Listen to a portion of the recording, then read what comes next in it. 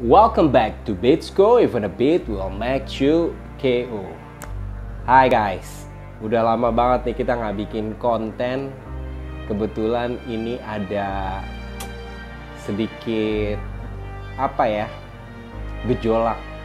Bukan gejolak sih, gonjang ganjing di dunia perselebritisan internasional nih, bukan nasional. Ini konten sih agak di pinggir jurang ya, tapi karena gua udah lama banget suka sama hal ini dan hampir ngikutin, bisa dibilang secara garis besar setidaknya. Jadi gua nggak akan menyebutkan beberapa hal, tapi yang paham pasti paham, yang tahu pasti tahu ya. Jadi ya 2 bulan terakhir atau setidaknya 1 bulan terakhir itu ada 2 selebritis besar di dunia. Yang satu Andrew Tate, yang satu Kanye West. Dua-duanya punya followers yang banyak, bikin heboh karena mereka melakukan sesuatu. Kita akan mulai di konten ini dengan Andrew Tate dulu. Kalau emang ini rame atau gue ada waktu, gue akan bikin yang untuk si Kanye West-nya. Bagi yang tahu, kita sama-sama tahu nih, di saat ada selebritis besar di cancel oleh Big Tech dan perusahaan-perusahaan besar yang berskala internasional, pasti mereka telah melakukan atau mengucapkan sesuatu hal yang tidak bisa diterima. Tapi menariknya adalah bagi orang-orang yang kayak gue atau kalian yang udah tahu benang merahnya, jadi malah tersenyum gitu ya. Yang satu tersenyum, yang satu lagi ada kelegaan bahwa pada akhirnya hal-hal seperti ini juga pasti akan didobrak secara personal maupun secara tindakan-tindakan yang lain. Tapi karena mereka menguasai media dan segala macam, contoh di kasus Andrew Tate ini, kalau buat yang belum tahu, dia adalah mantan kickboxer dari Inggris tapi punya darah Amerika juga. Dia punya sebuah institusi, bisa dibilang di institusi itu dia pembicara dan banyak membicarakan hal yang pada akhirnya diklaim sebagai misoginis. Atau buat yang belum tahu, misoginis ini adalah sindrom kebencian terhadap wanita. Tapi bukan hanya dimiliki oleh pria, sesama wanita juga punya sindrom ini. Yang diklaim oleh media-media besar tersebut, si Andrew Tate ini telah mendiskriminasi perempuan, terus merendahkan perempuan, segala hal-hal yang berbau misoginis itu. Tapi kalau lo nonton lebih jauh video-video dia yang nggak kepotong-potong, gue pertama kali itu pada saat satu short videonya lewat di FYP gue di TikTok tentang bagaimana dia memandang Islam, ya kan?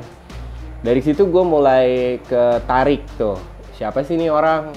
Terus dia ngomong apa sih? Kok dia represent itu ya?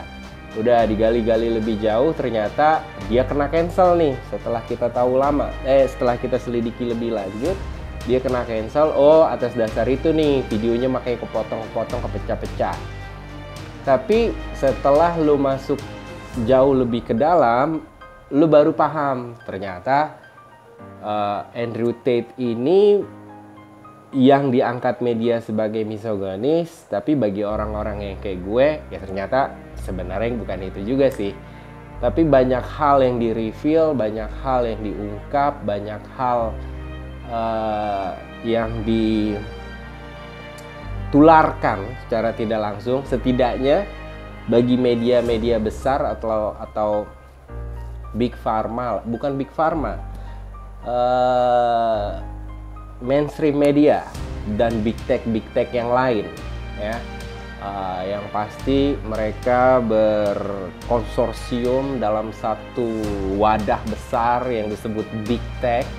Di saat ada orang-orang seperti Andrew Tate ini atau Kanye West yang di kasus yang lain seperti Kanye West sekarang, itu beramai-ramai akan memboikot dan memframing bahwa mereka melakukan sesuatu atau mengutarakan sesuatu yang sifatnya tidak pantas, ujaran kebencian dan seterusnya.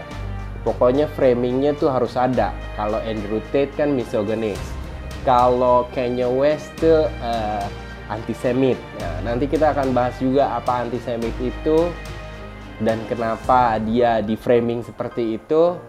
Tapi bagi orang-orang kayak gue atau lo yang tahu apa yang gue maksud nih, sebuah organisasi rahasia besar yang memang udah sering disebut-sebut tapi gue nggak mau sebut karena pasti kena ban. Lalu mulai dari namanya ini, itu, dari zaman dulu sampai sekarang, terus namanya berevolusi macam-macam ya. Tapi secara garis besar atau benang merahnya, bagi orang-orang yang paham nih, ini Agamblek ngomongin apa sih? Nah, itulah pokoknya ya kan. Kalau lo tahu kasusnya Kanye West, kalau lo tahu kasusnya Andrew Tate, berarti lo tahu arahnya kemana nih. Garis besarnya, benang merahnya dari awal seperti apa, terus tiba-tiba di cancel. Organisasi rahasia ini kalau bagi sebagian orang disebut teori konspirasi. Selamat. Bagi Anda yang masih meyakini itu teori konspirasi, berarti Anda masih terbuai dengan hal-hal yang hanya terlihat tapi Anda tidak menggali lebih jauh, bahkan mengkaitkannya dengan agama dan lain-lain. Gua nggak mau bicarain itu. Setiap orang punya approaching yang berbeda-beda tentang hal tersebut, ya kan? Tapi gue gak akan detail atau eksplisit karena pasti kebaca sama algoritma, nanti video ini akan di-ban atau di-take down. Jadi gue gak mau. Bagi yang tahu-tahu aja. Seru banget sebenarnya kalau kita mau ngobrolin ini, apalagi mundur ke belakang. Di saat gue mulai ke trigger ya untuk mencari lebih tahu lebih banyak tentang hal tersebut atau organisasi tersebut. Pada akhirnya gue udah sering lihat itu di film, di musik, di video klip, dan di segala macamnya yang sebenarnya udah melebar ke semua institusi dan yang lain-lain hal deh. Tapi khusus di entertainment sendiri, ini kayaknya bohong atau mustahil kalian nggak lihat kalau memang kalian jeli gitu ya. Atau beda cerita ya memang kalian anti hal tersebut atau memandang itu sebagai sesuatu yang masih teori konspirasi. Tapi itu hak masing-masing pribadi, gue nggak akan memaksakan itu di video ini. Tapi bagi yang tahu, kita senyumin aja. Pada akhirnya ada tokoh-tokoh besar yang udah mulai speak up dan mereka udah mulai kebakaran jenggot sampai kasus Michael Jackson kalau lo tahu, terus artis-artis besar yang lainnya. Kalau lo gali lebih dalam lo paham tuh apa yang gua maksud.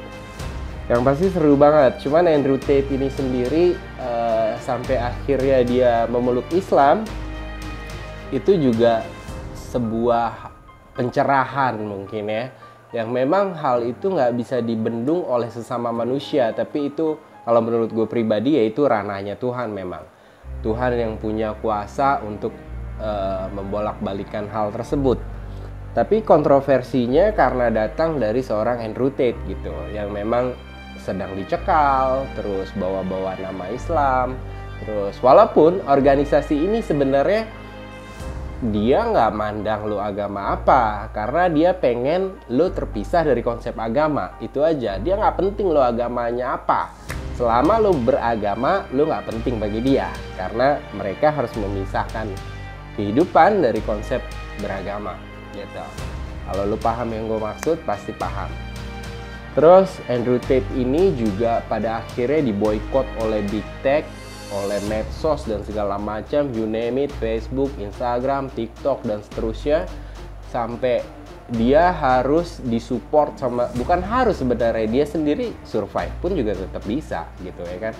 Tapi banyak orang-orang yang sepemikiran mungkin mensupport dia dikasih panggung yang lain lewat akun-akun yang lain, akhirnya banyak video-video dia kepotong-potong jadi pendek, jadi bahan edukasi buat orang-orang yang pengen aja, yang nggak pengen juga nggak ada masalah, karena nggak lepas dari hater sama lovers. Itu pasti dua hal itu pasti selalu beriringan, ada yang pro, ada yang kontra.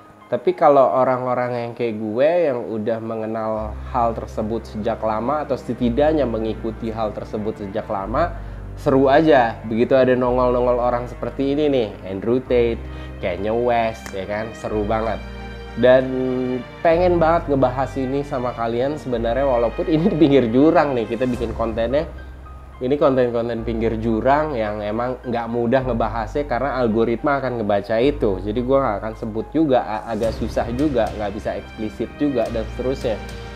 Cuma seru aja kalau kita pengen bahas lagi nanti gimana caranya, mungkin ya kita ngumpet-ngumpet kali ya kan, atau kita komen-komenan gitu. Follow juga Instagram gue, lalu TikTok gue, nanti gue sematkan linknya di deskripsi.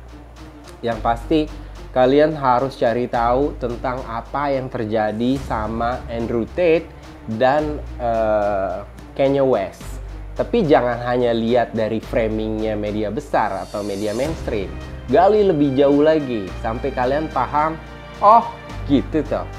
Itu baru seru tuh kita ngobrolnya karena bakalan nyambung. Karena organisasi ini kalau kalian masih menganggap itu teori konspirasi, ya selamat kayak gue bilang tadi. Berarti kalian masih terbuai dengan hal-hal seperti itu, atau emang kalian antipati aja dengan hal-hal begitu, nggak kebuka mata hatinya, nggak kebuka mata fisiknya gitu ya. Dan itu hak kalian juga. Di sini gue nggak akan ngejudge apapun. Yang pasti gue senang aja pengen ketemu kalian lagi, udah lama nggak bikin konten. Yang kedua karena memang bahannya menarik untuk diperbincangkan. Next time kita akan bahas yang Kanye West-nya. Saat ini kita sedikit banyak kasih bocoran dulu, atau kita spill sedikit tentang si Andrew Tate. Yang pasti alhamdulillah dia baru banget embrace Islam, yang entah bagaimana ceritanya itu ranahnya Tuhan, balik lagi seperti yang gue bilang. Tapi kita sebagai saudara muslim, pasti semua muslim di dunia senang banget karena gue banyak banget ngelihat VT-VT di seliweran untuk mengucapkan selamat ke dia, and no hard feeling. Oke? Ini cuma sekedar konten dan berbagi informasi. Yang pasti informasi ini sendiri sebenarnya udah berseliweran di mana-mana. Gue cuma tertarik aja karena memang gue punya minat tersendiri ke arah situ. Oke guys, thank you for watching. Next time kita ketemu lagi. Agam signing out.